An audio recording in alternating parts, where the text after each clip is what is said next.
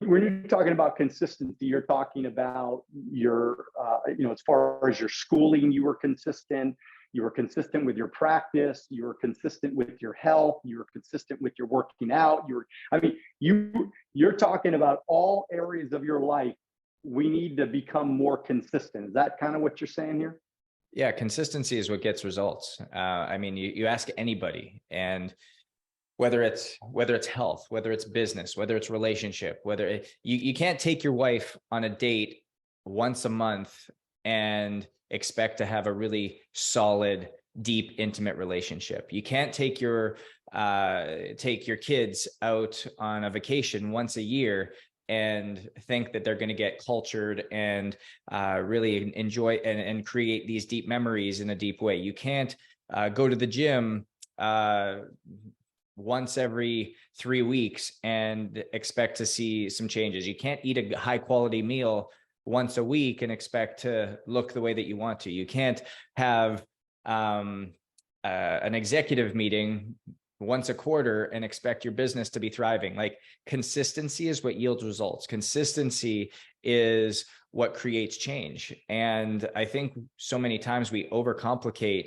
the systems and strategies of what we're trying to do because everybody's doing something different. Everybody's doing something a little bit more unique. And you get this like fear of missing out syndrome, or you start comparing yourself to somebody else and being like, oh, I need to do that. But yet it disrupts the consistency of what you are doing. So it actually takes you further away from where you're going, rather than just being consistent and showing up and putting in the work and effort that you know matters to you for where you're trying to go, what your goals are, what your values are, what you're aligned with.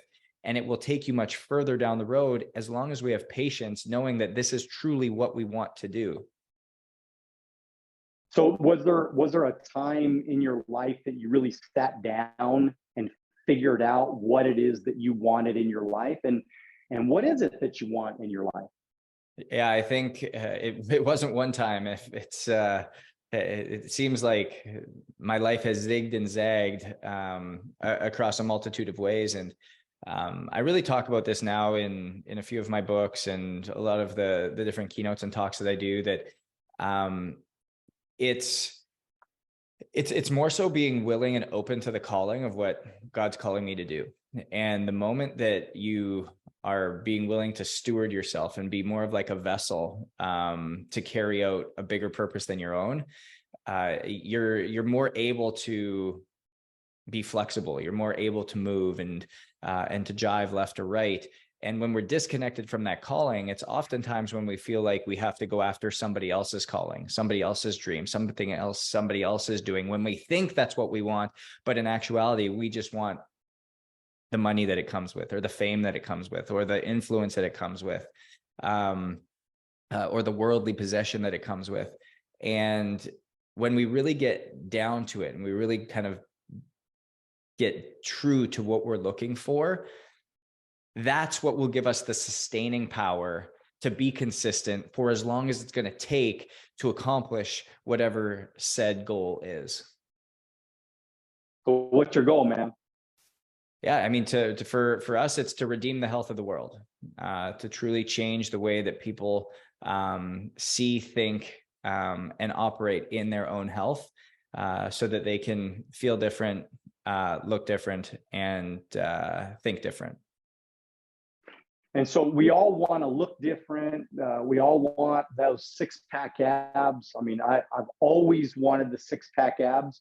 How do you get six-pack abs, man? I mean, this is the $100 million question. Tell us how to do it.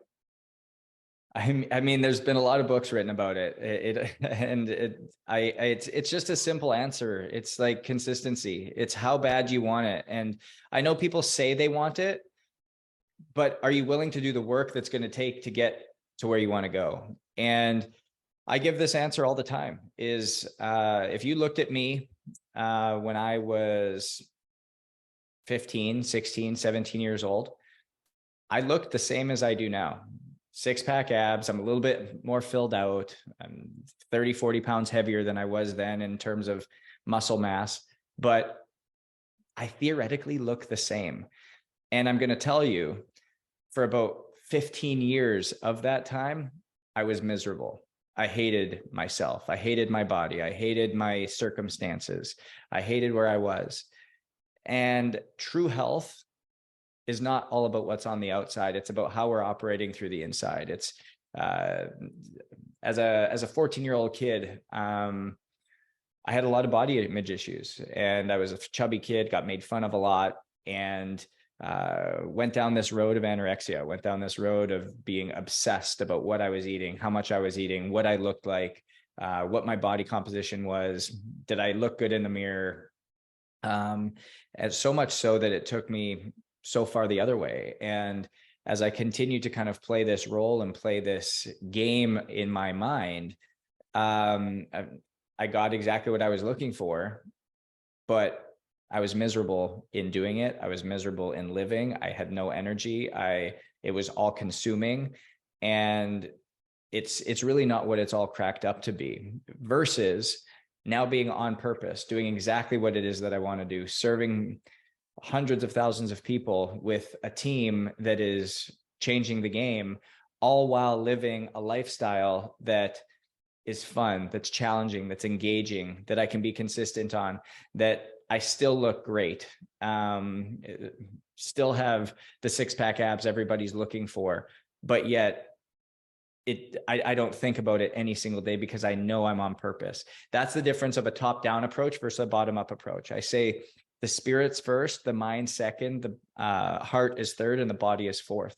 If we connect to the spirit, we connect to our identity and our beliefs, what it is that we need to do and why we're doing it, what our calling is, it renews our mind, it renews our thoughts and beliefs, it renews what we think and why we think about this for ourselves, which ultimately purifies our heart, helps our emotions, takes away the anxiety, takes away the depression, takes away the fear of stepping into these different things, which thus is then realized in our flesh, realized in our body, in the way that we go. The world tells us to take a bottom-up approach. No, you have to have six-pack abs to be a good person. You have to have six-pack abs to be successful. You have to have six-pack abs to get the girl of your dreams. Well, man, if I need that, then now I'm in a state of fear. I'm in a state of fear that I'm not there, that I'm not good enough, that I'm never going to get there, that I'm anxious, that I have to miss a workout, that I'm depressed, that I just haven't seen the progress that I've wanted, which thus clouds our mind, which starts doubting myself, not wanting to take action, being demotivated, thinking that I'm not good enough, thinking I'm not worthy, which separates us from our calling, separates us from where we're supposed to go and what we're supposed to do and the influence that we're supposed to have in this world, which it just takes it flipping it on its head and starting to operate in that spirit first, mind, heart, and body. Well, I agree with you. Everything you're talking about, you're right on. And I think that if we really look at the body image deal that everybody's going through right now, everybody wants to have this, because the Instagram, I mean, maybe you can shed some light on it, but the Instagram story is not all it's cracked up to be, especially with computers and especially with the way that images can be portrayed and could be changed and could be filtered and all these. I mean, I remember a guy told me, a buddy of mine, he had six-pack abs, and he said, you don't realize that the stuff that guy's got to do before he goes on that cover of that magazine, the things that these people do to their bodies to get their bodies to look like completely not healthy. Can you maybe touch on that a little bit? Because I'm sure you know a little bit about what I'm talking about. Totally. There's a couple things. Number one is the way that they look on magazine. They might look like that for a day. They look like that for a shoot. It was in preparation. It's just like the people you see in bodybuilding. They're prepping for that over the course of 6 to 10 weeks. And the last 6 to 10 weeks become really hard. If you've ever been around a bodybuilder and you ask anybody who's their spouse or their friend or they're working for whatever, during that kind of cutting phase, that last 6 to 8 weeks, it's not fun to be around them. They're irritable. They don't sleep. It's extremely hard on their body, and it actually disrupts a lot of the equilibrium and the metabolism and everything going forward. And if you look at them outside of competition time, they actually look like a completely different person. And I saw a study that actually showed if you compete in bodybuilding over the course for more than 3 times in a year, going through that cycle, it does some very serious damage to not only your metabolism, but also your organs, your blood vessels, and everything else. And so you think about the age and the health span of someone. The health span drastically drops when you start living that way, when you start operating in that way, versus truly being holistically healthy, being somebody who is living this holistic health that's vibrant, that at 70, 80, 90 years old has massive energy, has a body that works, that's fluid, that is pain-free, that is able to do everything that you want. A lot of the clients that we see, there's people who, a lot of my colleagues in the anti-aging space and holistic health space talk about helping people live until they're 130, 140 years old. And that's yet to be seen to be able to do consistently. But I also challenge them on that fact. And I don't want to increase somebody's lifespan. I want to increase somebody's health span.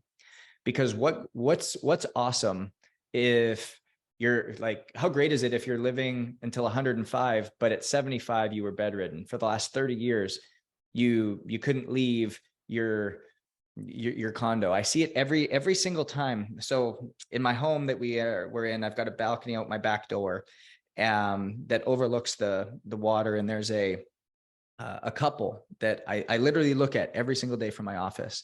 And I would say they're probably 70, 75 years old.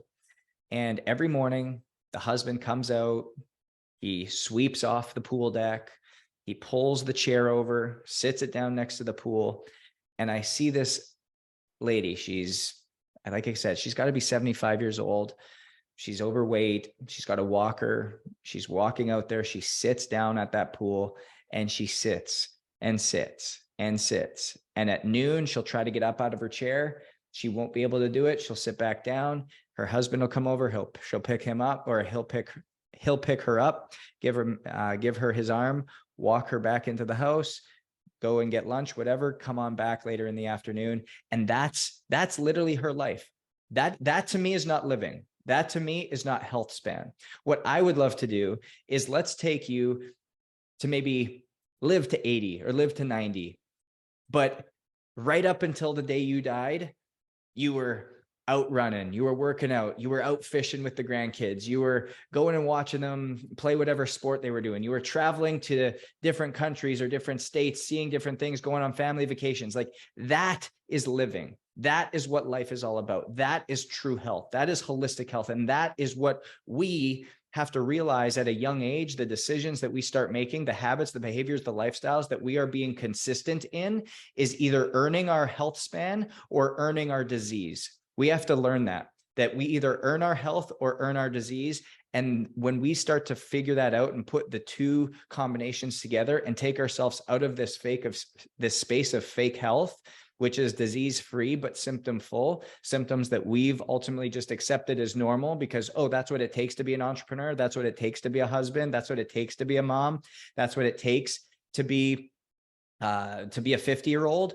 When we eliminate those lies from our life, we realize that our habits and behaviors are causing us to shorten our health span and will throw us into that disease bucket much earlier than any of us are looking for. Thank you for watching our short clips on Alonzo Academy. If you'd like to watch the next short clip, click here. If you'd like to watch the entire podcast, click here.